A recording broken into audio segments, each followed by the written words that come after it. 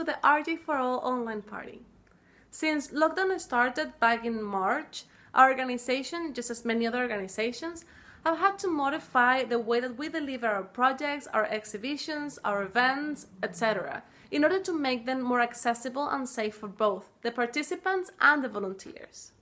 Today, we wanted to take an opportunity to celebrate not only the culmination of one of our projects, but also we wanted to take this opportunity to celebrate all the children and young people who participated in the project, as well as the volunteers and the interns whose work and determination have been the main pillar of our organization since its conception. For this online event, I'm going to be talking about the project and the history of the Square Mile. But I'm also going to be talking about what restorative justice is and the importance of art, particularly during COVID. Since we're going to do this online, I'm going to be leading or being the main speaker, but we're also going to have a series of surprise speakers and participants that will talk about their views and their experiences. I think it's time to begin by introducing you to our CA4SM project. So from September 2019 until July 2020, Restorative Justice for All International Institute ran the Culture and Art for the Square Mile project.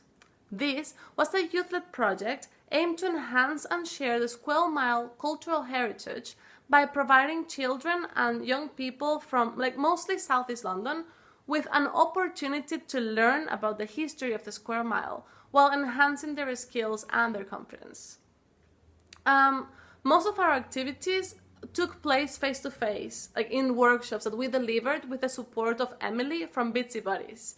However, during the COVID-19 outbreak, and in order to bring the community together while in isolation, Restorative Justice for All decided to bring the activities to people's homes by creating an online competition for all ages and abilities. At the end of the competition, RJ4All gave over £200 in prizes, but obviously none of this would have been able to happen if it wasn't for our funders, the City of London. So by the end of the project, we delivered a total of 20 workshops to over 100 children and young people. And if you want to see the art that they created, you can visit the online exhibitions following the links that we have left in the description box below, or alternatively, you can also download the ebook. I'm going to put the link below, and in that ebook we also explain the project, we talk about the history of the Square Mile, and we talk about the experiences of the participants. And now I think it's time to make this a bit more interactive, and it's good time to show a video that we created on the history of the Square Mile. So let's watch it. The Square Mile, it's also known as the City of London. It is an area in the center of the city which has become an affluent hub of finance and business in London. Some of its most notorious buildings are the Bank of England, Mansion House, Guildhall, St. Lawrence Jewry, Museum of London, the Monument, and St. Paul's Cathedral. The City of London also has a deep and eventful history, from the Great Fire of London in 1666 to the Jack the Ripper murders in 1888 to the funeral of Sir Winston Churchill in 1965. The Square Mile has evolved from ancient beginnings to one of the most culturally and financially distinct places globally, attracting millions of tourists every year. Advancements in politics, technology, social justice, and business operations helped the City of London evolve into one of the most important areas in the country. In the year 43, following an invasion led by the Roman Emperor Claudius, the Romans founded the town of Londinium, the Roman name for London, on the banks of the river Thames. The Romans saw the river as a quick way to transport goods between Britain and the continent. The Romans built major structures in Londinium, including temples, Roman baths, a basilica for meetings, and a governor's palace.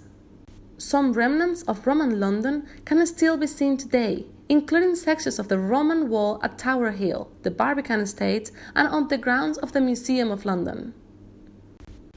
The Romans ruled until the 5th century, when the empire fell.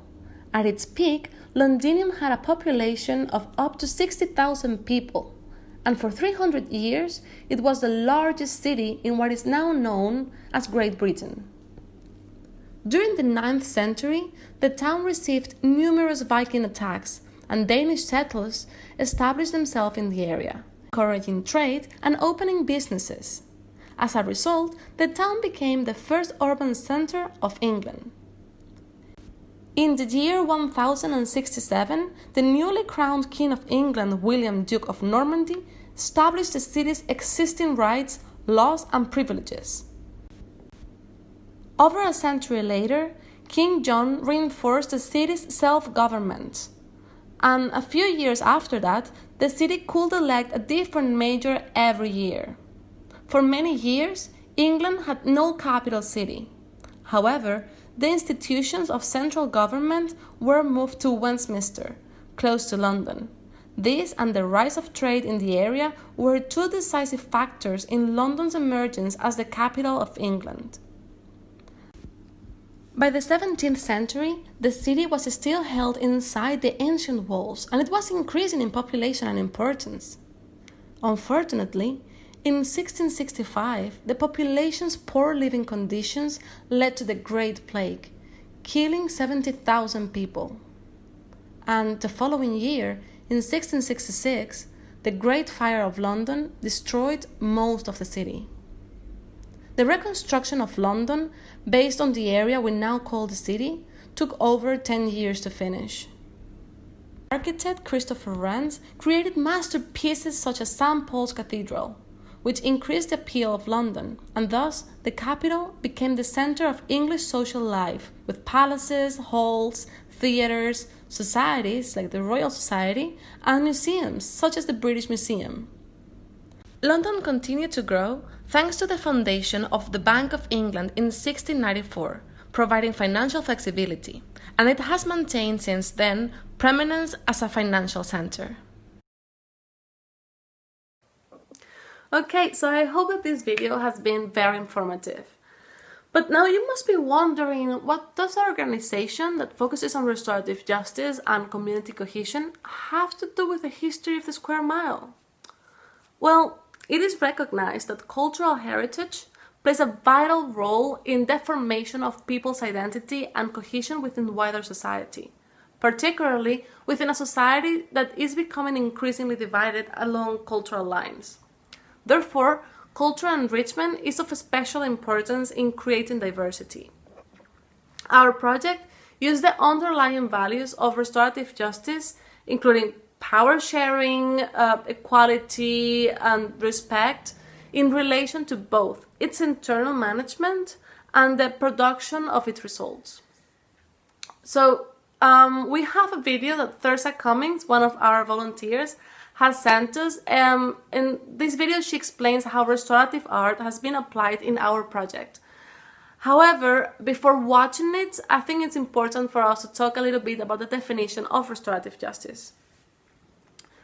So, restorative justice is a set of principles and practices that aim to help communities heal from conflict and harm by developing a common understanding of the root causes and effects. Restorative justice can teach you values that lead you down the right road and encourage social cohesion.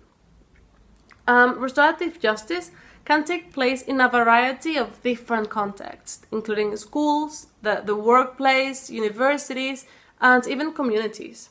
It is based on the premise that everyone involved in conflict and harm, including both victims and perpetrators, deserve closure, accountability, community care, and the opportunity to grow. Therefore, restorative practices are seen as an efficient approach in building, maintaining, and mending relationships, ensuring that disputes are dealt with constructively. So, by using restorative justice in these workshops, we were able to also create new relationships and build stronger bonds through a range of activities. Restorative justice teaches you to communicate your feelings, so the relationships that you have in your daily life are also stronger. A community-based approach to restorative justice, when applied to community issues such as racism, play a vital role in addressing and tackling social inequalities and helping communities work towards achieving social justice, just by the elimination of discrimination and the promotion of equality and diversity. Restorative justice is seen as a viable practice because of its potential to enhance social integration and facilitate reconciliation through the reparation of human relations. It is widely recognized that ethnic minority youth are amongst the most vulnerable in society. So the Restorative Justice for All Institute works towards helping, empowering, and improving the experiences of disadvantaged youth. We work with different marginalized and underrepresented youth, and we try to ensure that they don't remain voiceless. Ethnic minority youth today face many social struggles, and if we are to help the next generation, we need to tackle the social issues that persist and ensure that youth grow up in multicultural, stable environments. Recently, there is an increasing recognition that art can be a powerful tool in restorative justice, and it can play a direct role in changing social conditions. The Restorative Justice for All Institute has drawn upon restorative art as an effective method in tackling community issues, namely ethnic divisions and creating social solidarity. So I think it's time for now to give Thursa the word and just show her video. She's going to talk about all of this in depth. Hello, my name is Thursa and I'm a Research and Admin Assistant for Restorative Justice for All. That's RJ4All. And today I'm going to be talking to you about restorative art and how Restorative Justice for All uses this. So, what do I mean when I say restorative art? Well, restorative art combines the principles of restorative justice, including power sharing, equality, dignity, and respect, with the physical expression of art to cultivate community cohesion and self-expression where words don't come easy. Now, when I say art, I could mean any type of art. So that could be drawing, dance, theatre, any type of art form combined with restorative justice principles. Now, to put this into a little bit more context, let's take a quick look at some of the restorative art projects that RJ4All has ran in the past.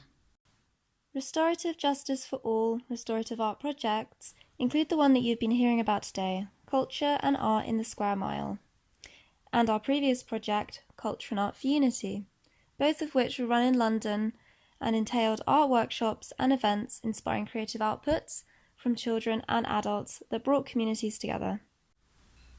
By bringing communities together like this, Restorative Justice for All promotes restorative justice principles such as power sharing and equality, which can also bring about further intercultural awareness. Now, this is very important, as research has proven that when you increase cultural awareness in a community, this also reduces intercultural conflicts and reduces attitudes which leads to incidents of hate crime and racism. Restorative Justice for All firmly believes that restorative art can create spaces in which all age groups and all people of all different backgrounds can come together to discuss and learn from one another. It can remove barriers between children and adults and create safe spaces where they can learn about one another's background and religion, such as through our previous project, Restorative Art Through Children's Eyes, which was held in Rotherhithe during Black History Month and brought together young children and adults to create artworks inspired by the Windrush generation. Now, when restorative art is done correctly, it's been proven that this can also be used to treat a range of mental health conditions and work in therapy for certain vulnerable groups of people. Thank you for listening to me talk about restorative art and this brief introduction. I'd like to thank you for watching and our sponsors of our restorative art programs, which have included the London Mayor's Office, the City of London Authority, and Southwark Council. Thank you very much. Bye-bye. Thank you, Thursa. That was very informative. So yeah, as Thursa has explained, art and restorative justice can be used together in order to achieve change in society. Now we have another important guest. Her name is Alyssa, and she's also going to talk about art, but in this case, art therapy. My name's Alyssa Yanacone, and I'm the creator of The Spiral of Containment Rape's Aftermath, which is an art exhibition and book addressing the impact of sexual violence through 25 survivor stories and how we were made to feel after the assault. Because my background is in camera work and filmmaking, I decided to use those skill sets to try and help others express trauma through art. And this came because I myself had gone through an art therapy program where I discovered that it was incredibly empowering to have a medium to express myself at times when words might not come easily. And this is why I think that the work that Restorative Justice is doing is very important, is because it's expanding the coping toolbox mechanism that we have. It's teaching people that we can actually use art as a healing medium and as an empowering medium to process things that might be happening in our lives. So I'm a strong advocate for that, and I think the younger we are when we discover this, the healthier our lifestyles will be, and the more able we'll be to cope with challenging things that might come our way. Thank you, Alyssa. I'm going to leave the details of Alyssa below if you want to contact her, and of every other member who has participated in this event. So if you want to contact them, you're going to find all the details in the description box below. We have talked about the Square Mile, we have talked about restorative justice, like what restorative art is, we have talked about art therapy. So I think it's important for us to talk now about how art can help us during COVID. We have a few more videos that we want you to watch. Some of them are from volunteers, others from participants, others from just different organizations that have worked with us or are working with art during these times. So have a look at them. I think that during these challenging times that we're living, it is really important to bring people together, and in this sense the competition has been an occasion to get young people and children thinking and creating and expressing themselves through art, which I think is a really useful tool, especially during lockdown. It has helped me lots to sort of find a moment every day to be creative and just forget about the world outside. And I've been impressed with the submissions that young people have presented to the competition, and I am sure that with talent like yours, the future is bright. The COVID-19 pandemic and lockdown have made running our normal services much harder. While there were lots of practical difficulties with delivering this competition in the way that we had originally anticipated, it has been incredibly exciting and rewarding to be able to offer this out to our young people at this time when lots of other activities have been cancelled. It's been particularly rewarding seeing the positive feedback from the parents and family members of our young people that have participated. I'd just like to give a big thank you to everyone that has got involved. Thank you very much.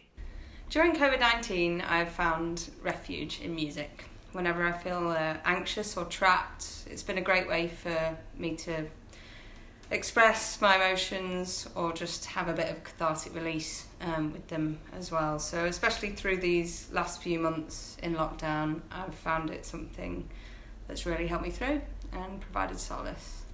And that's what I believe music can do for people.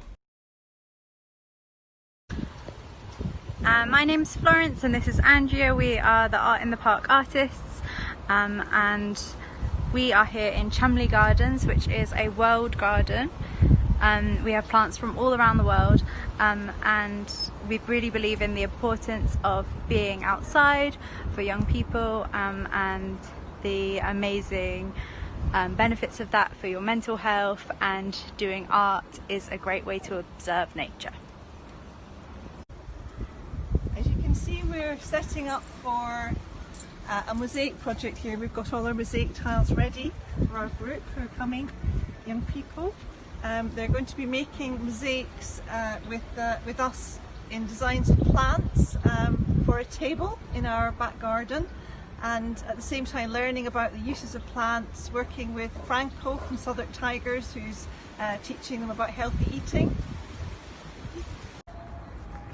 So here is one of the spaces in Burgess Park called Chamley Gardens that we use for inspiration for our workshops. It is a world garden. There we have plants from all around the world. This is the Moroccan part of the garden with this beautiful palm tree. As you can see, there's so much to get inspired from. We do different workshops, drawing workshops, looking at shadows in the garden, looking at details of the amazing plants. This is the Asian part of the garden. We have this beautiful bit of water here. We also have a community garden here with beds where we do some gardening workshops sometimes. And through here there is an English garden with all sorts of beautiful flowers to draw from. So we've got lots of amazing inspiration here in the park.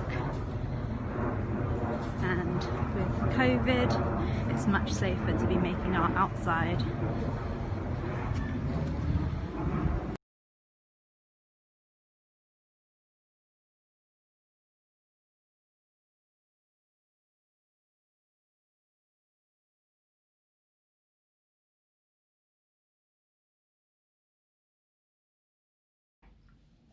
Today I'm going to speak with you about the role of art in the COVID-19 pandemic.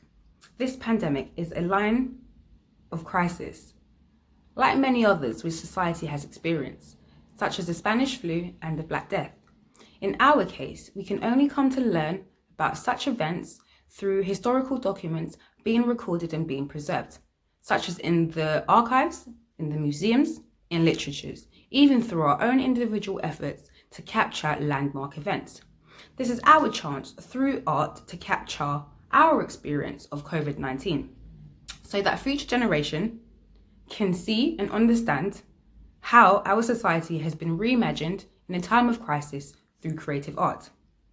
In a time of crisis, such as the COVID-19 pandemic, we can use the role of art to communicate our emotions and our thoughts. Our mental welfare has been impacted by COVID-19, as self-isolation and social distance has become the new normal. However, all is not lost. We can use art to capture the culture of our society on the COVID-19. By getting in touch with your creative nature in these strange times, you can leave your legacy for others to understand our world. Art comes in all shapes and sizes. Art is not just paintings of portraits as we sometimes imagine. Art can come in the form of dancing, singing, songwriting, writing poems, or spoken words. Even taking scenic pictures, or even cooking. You can even use recyclable materials to create something completely different. Many people in this pandemic have been leaving their legacy behind. Some have created their own unique face mask and face shield. For some, this has been an opportunity to donate to support charitable causes, such as shortages in hospitals and supporting family and friends who are unable to access face masks or shields. Children, for example, they've already been leaving their legacy behind through creating pictures of rainbows in solidarity with healthcare workers. This has already made its way in the lineup of artifacts being collected for COVID-19. My creative art has been that of creating recyclable veg. I was able during lockdown to create a how-to manual, which I published on social media sites to support others with their anxieties during lockdown. Each masterpiece you create is unique to you and one which tells a story. So get creative and let the world see your creative glory. What's your story? Get creative and leave your COVID legacy behind today. Thank you for sending us your videos and sharing with us your experiences. And yeah, as I said before, if any of you wants to contact the organizations that send us their videos, you can find their details, their contact details in the description box below. And now, in order to finalize with this event, we have Theo Gabrielides, director and founder of the organization. Well, thank you very much, Desiree, and also many thanks to all the volunteers and the team at RJ4All. But above all, thank you and many congratulations to all those who submitted their art and their drawings and their poems and their papers for this competition. As Desiree said, I'm Theo Gabrielides. I founded RJ4All, and my key aim when I founded the NGO some time ago was to help redistribute power within society. And we do this by using the values of restorative justice. One of the most important values is to share our power with other people. People think about restorative justice, and you've heard a lot about it during this video, as if it's only a practice that takes place after a crime is committed. Well, it's far more beyond that, and it's a much broader and more complex notion that involves principles and values. And one of them I have just mentioned. Others include equality, involvement in decision making, fairness, dignity and respect. And with those values in mind, I applied to the City of London's Corporation Inspiring London Through Culture programme to run this project over 12 months and working with marginalised children and young people of South East London, where I'm based and where RJ4All is based, so that we give them a chance to work on something new and learn about the cultural mile, the square mile as it's called in the City of London, which, as you've heard, is one of the richest places probably in the world. And yet children and families from South East London, which includes some of the poorest areas in the UK and probably in the world, have never heard about it. And it might just take actually 5 to 10 minutes to drive to the City of London. But more importantly, it's about culture. And you've heard about the power of restorative art and how culture and intercultural awareness can bring us together, learn about each other, and despite living 5 minutes from each other, not being able to understand our cultural similarities but differences, respect those similarities and differences, and create in that way a restorative justice dialogue that encourages cultural diversity and through that prevents the attitudes that then might lead to conflict. That's why we thought working with children and young people in South East London and the many schools, including Albion Primary, who have participated in this project, have helped us to materialize this vision. And this video concludes the celebration and the obviously exhibition that you can go online on this link and enjoy all the submissions that have been made by the children, the support of their families and their schools. I will keep this short because you have watched many videos to whom I must say I'm grateful, and I hope that you will enjoy it and get inspired and continue this project, which has now concluded. We will continue our mission at RJ4All because now with COVID-19 and the situation with inequalities growing and the gap between the marginalised and the more wealthier groups is growing, we feel it's an obligation as an NGO, as an international organisation, to support those groups who don't get a voice, but also those who don't get to enjoy the human rights that we all think are given, and continue the mission with your support and our members, our teams, our volunteer support, so that we can achieve a better outcome for our societies and our communities. Once again, thank you very much and congratulations to the winners, to all those who have submitted their art, and I hope you find it inspiring and helpful for your school, for your classes, for yourself, and please do share and always stay safe. Thank you very much.